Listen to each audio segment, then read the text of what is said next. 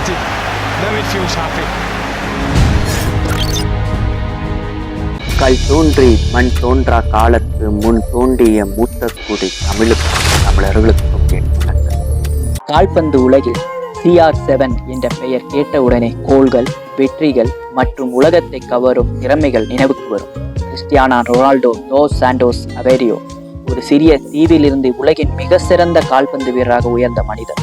இன்று அவரது ஆரம்ப வாழ்க்கை, உழைப்பின் பயணம், சாதனைகள் மற்றும் உலகம் முழுக்க அவர் உருவாக்கிய தாக்கத்தை பற்றி தான் நாம் இந்த வீடியோவில் பார்க்க இருக்கிறோம். Welcome to reading of history.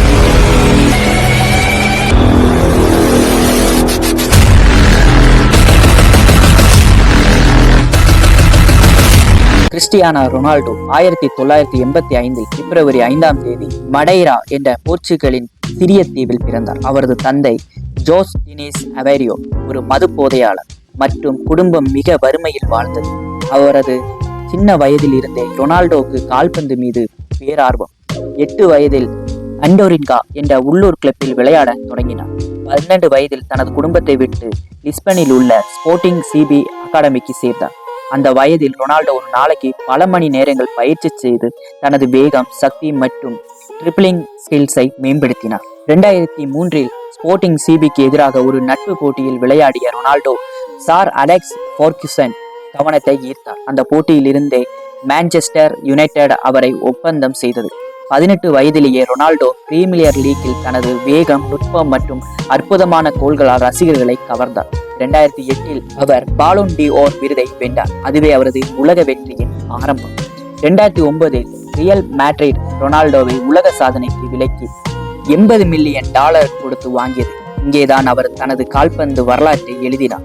9 சீசன்களில் அவர் 450 கோல்கள் அடித்து ரியல் மேட்ரிடின் ஆல் டைம் டாப் ஸ்கோரர் ஆனார். சாம்பியன்ஸ் லீக்கில் 4 பட்டங்கள், லா லிகா, கோப்பா டெல் ரே மற்றும் பல விருதுகளை வென்றார். அவரது கோல் அடிக்கும் பசி, கடுமையான உடற்பயிற்சி மற்றும் அணியை வெற்றிக்கு கொண்டு செல்லும் மனப்பான்கு ரொனால்டோவை ஒரு கோல் மிஷின் ஆக்கியது. 2018 ரொனால்டோ இத்தாலியின் ஜுவெண்டஸ் கிளப்பில் சேர்ந்தார். அங்கு 2 சிறிய A பட்டங்களை வென்றார் மற்றும் 100க்கும் மேற்பட்ட கோல்களை அடித்தார். 2021 அவர் மீண்டும் மான்செஸ்டர் யுனைடெடுக்கு திரும்பினார். அவர் வயது 36 ஆனாலும் அவரது ஃபிட்னஸ், டெடிகேஷன் மற்றும் பேஷன் இளைஞர்களுக்கு ஒரு பாடமாக இருந்தது. ரொனால்டோ தனது நாட்டிற்காகவும் பல சாதனைகள் படைத்தார். 2004 யூரோ கப்பில் தனது முதல் பெரிய போட்டியில் விளையாடினார். 2016 போர்ச்சுகலுக்கு யூரோ கப் வெற்றி, 2019 நேஷன் லீக் வெற்றியை தந்தார். அவர் உலகின் அதிக கோல்கள் அடித்த தேசிய அணியின் வீரராகவும் அதிக கேப்ஸ் பெற்ற வீரராகவும் சாதனை படைத்துள்ளார்.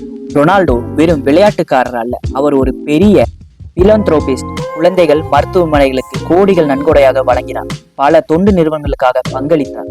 அவரது CR7 brand, fashion perfume hotels அனைத்தும் அவரது வணிக திறமையை வெளிப்படுத்துகிறது. கிறிஸ்டியானோ ரொனால்டோவின் கதை வறுமையில் பிறந்து உலகின் உச்சிக்கு சென்ற மனிதரின் சான்று. அவர் சொல்லும் ஒரு வரி நினைவில் வையுங்கள்: your love makes me strong, your hate makes me unstoppable.